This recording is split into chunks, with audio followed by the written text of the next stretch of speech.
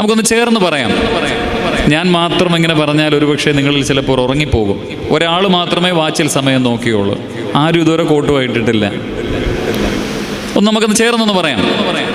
ദൈവഭക്തിയുടെ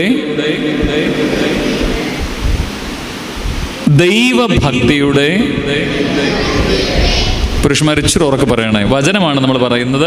ഔന്നത്യം മറ്റെല്ലാറ്റിനേക്കാളും ഉന്നതമാകുന്നു.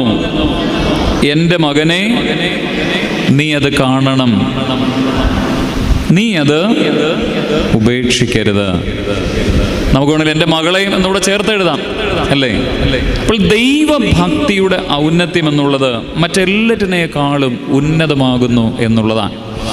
പ്രത്യേകിച്ച് പരിശുദ്ധനായ പരിമല തിരുമേനിയെ ഓർക്കുമ്പോൾ ഈ ഭൂമിയിലെ ഒരു വലിയ ഭക്തനായിട്ടാണ് നമ്മൾ ഓരോരുത്തരും തിരിച്ചറിയുന്നത്. 3-ാമത്തെ വയസ്സിൽ